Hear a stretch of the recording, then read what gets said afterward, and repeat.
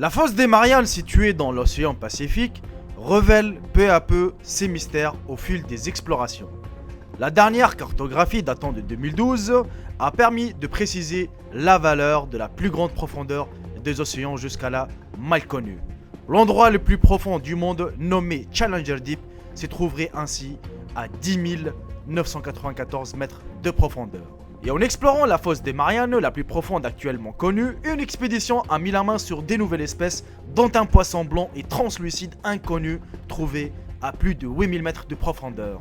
Et avec une profondeur dépassant par endroits les 10 000 mètres, la fosse des Mariannes est le point le plus profond des océans connus à ce jour. Depuis de nombreuses années, elle suscite ainsi un vif intérêt chez les scientifiques qui tentent d'explorer ces contrées pleines de mystères et difficiles d'accès.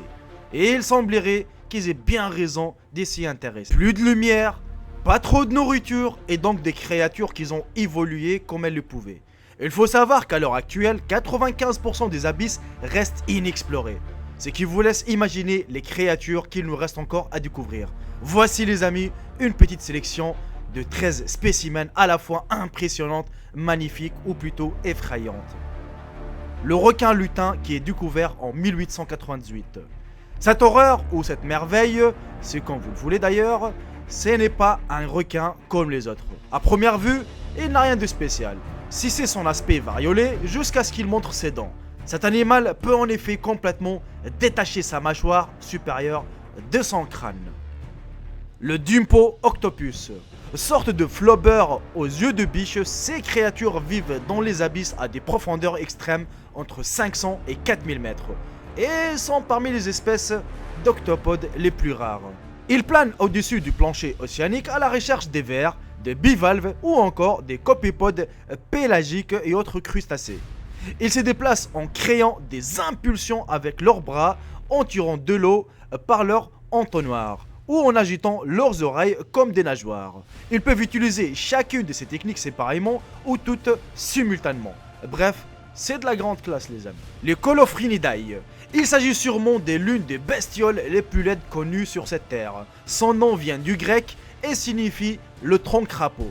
Ce qui lui va plutôt pas mal, on est bien d'accord, car vraiment un poisson assez moche comme lui, j'en ai jamais vu les amis. Qu'est-ce que vous en pensez sérieusement? Dites-moi ça dans l'espace commentaire. Le Enypniastes. Ce petit bout de chou possède un éventail de pieds tubulaires fusionnés entourant une grande partie de leur extrémité intérieure. Il utilise cet éventail comme principal appareil locomoteur. L'animal est bordé d'une collerette qui sert essentiellement de stabilisateur, mais peut aussi servir pour les mouvements longs de façon assez semblable à celle des céphalopodes. L'éponge lyre. Rien à voir avec notre spontex de lavabo, mais elle peut attraper sa proie, l'envelopper dans sa membrane et la digérer d'un seul coup, au lieu d'absorber les particules et bactéries à travers son corps, comme la plupart des autres espèces d'éponges. Elle peut atteindre les amis jusqu'à 37 cm de long et vit à quelques 3000 mètres de profondeur. Le poisson football. On ne sait pas d'où vient son nom sérieusement, mais tout ce qu'on sait, c'est qu'il niche dans les profondeurs de l'océan Atlantique, l'océan Indien et l'océan Pacifique.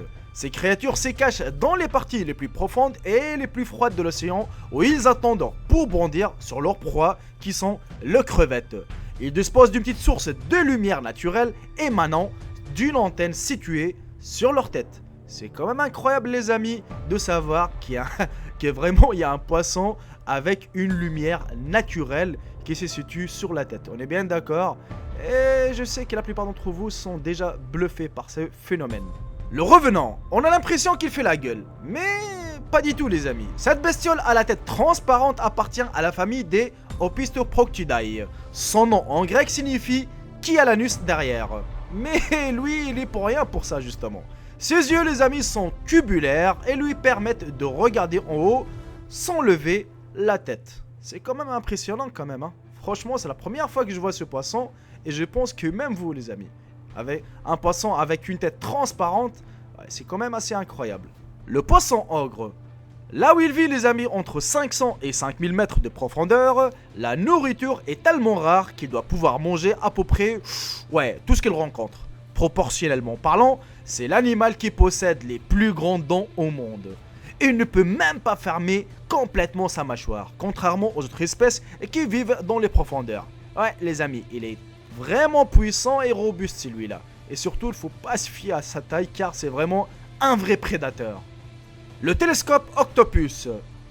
Ce poulpe, les amis, possède des yeux rotatifs situés sur le longue tige mobile, lui permettant d'avoir une vision extraordinaire. Son corps transparent lui donne un aspect fantomatique mystérieux, ce que je trouve moi plutôt cool. Franchement, on a l'impression de voir un fantôme dans un film. C'est la première fois que je vois une poulpe transparente. Et d'ailleurs, je pense que même vous, c'est la première fois que vous voyez ça. Le poisson vipère. Le poisson vipère vit dans les mers chaudes à plus de 1000 mètres sous les niveaux de la mer. Pour pouvoir survivre à de telles profondeurs, de nombreux poissons se sont mis à produire de la lumière. Cette lumière est fabriquée par des organes spéciaux, les photophores, situés sur le corps de poisson. Ces photophores ont l'allure des petites taches qui s'illuminent par intermittence comme des clignotants. Le poisson vipère en possède une multitude sur le flanc et à l'intérieur de la gueule. Ils lui sont très utiles pour se guider au fin fond des ténèbres, pour effrayer ses rivaux et pour se faire reconnaître de femelles de son espèce. Dans sa gueule, on compte plus de 350 photophores qui lui servent surtout à se nourrir. Même les plus gros n'en réchappent pas, car le loustic est capable d'avaler des proies bien plus volumineuses que lui. Ses mâchoires peuvent s'ouvrir démesurément pour les engloutir. De plus, il est armé des longues dents acérées qui lui donnent un air menaçant. Ouais, franchement, c'est pas très joli à voir. On est bien d'accord. Le poisson dragon. Ce poisson à l'allure d'alien produit également sa propre lumière. Grâce à son petit bouc clignotant situé sous sa petite tête qui lui permet d'attirer ses proies en conquête potentielle. Ils peuvent évoluer jusqu'à 2800 mètres de profondeur. Le requin à jabot. Le requin à jabot, les amis, est une bête préhistorique possédant 300 dents en forme de trident bien alignées en 25 rangées. Les scientifiques pensent également que cette espèce bat des records en matière de gestation parmi les requins. 3 ans et demi, la plus longue connue chez les vertèbres. L'Hirondella giga. Il fut nommé ainsi en référence au navire l'Hirondelle au prince Albert Ier de Monaco qui servait à la recherche océanographique. Ils vivent à très grande profondeur, là où la nourriture s'est fait vraiment, mais vraiment rare. Les scientifiques ont d'ailleurs remarqué que cette petite bestiole aux allures de crevette pouvait se nourrir des débris végétaux situés dans les fonds marins, qu'elle digère grâce à la production d'une enzyme très spéciale. Et on arrive malheureusement à la fin de cette vidéo, les amis. J'espère sincèrement qu'elle vous aura plu, qu'elle vous aura appris quelque chose sur les fonds des océans, les amis. La fosse de Marianne, c'est vraiment quelque chose de fou. Ça m'a intrigué pas mal de temps et je regardais pas mal de reportages. Mais voilà, j'arrive pas à trouver un reportage récent où ils nous montrent vraiment ce qu'ils ont exploré. Peut-être ils ont exploré encore quelques zones, peut-être qu'ils ont trouvé des nouveaux animaux justement, qui a vraiment trouvé des animaux, on va dire plutôt des poissons. Pareil, dont vous ignorez peut-être l'existence, car moi j'ignorais personnellement qu'il y avait même des poulpes transparentes, vraiment des poissons avec des ampoules sur leur tête. Vous voyez, c'est-à-dire en plus, comme je vous ai dit au début de la vidéo, il y a 95% des coins des fosses de Marianne qui n'étaient pas encore explorés, enfin qui ne sont pas encore explorés. Mais voilà, donc les scientifiques, ils envoient encore leur robot, ainsi de suite, car il faut savoir aussi descendre déjà à 1 km ou 2 km en dessous de la mer, il y a déjà la pression, ainsi de suite. Mais t'imagines, plus de 10 000 km, voilà, quand je vous dis 10 000 mètres, c'est quand même 10 km, tu vois. Vraiment, il n'y a aucune machine, je pense, qu'elle peut atteindre ça. En plus, avec la pression, elle peut même exploser, elle peut... c'est incroyable la pression en bas, mais vraiment... j'ai trouvé ça bluffant, vraiment bluffant. C'est-à-dire vraiment, les scientifiques d'aujourd'hui, à chaque fois qu'il y a une découverte, à chaque fois qu'il y a quelque chose, non, il y a toujours quelque chose qu'on va découvrir de nouveau, hein, on va dire. C'est vraiment incroyable. Je sais pas, qu'est-ce que vous en pensez quand vous regardez ça? Qu'est-ce que vous dites dans vos têtes sérieusement? Vous dites pas, ah ouais, quand même, je savais pas que ce truc-là, ça existe. Et qu'est-ce qu'on va découvrir dans le futur, justement? C'est vraiment, c'est-à-dire, à 10 000 km, là où il n'y a pas de lumière, là où il n'y a pas de nourriture, là où il n'y a rien du tout pratiquement, il y a des créatures étranges pour moi personnellement qui vivent à cette profondeur. Alors vraiment, il existe encore et encore et encore d'autres créatures peut-être qu'on les a pas encore découverts, peut-être qu'il y aura quelque chose des préhistoriques qu'on a cru que vraiment ils sont disparus, mais qui sont toujours là. C'est juste qu'on n'a pas mis la main dessus, hein. Vous voyez, vraiment, ça c'est des choses que moi j'apprécie beaucoup.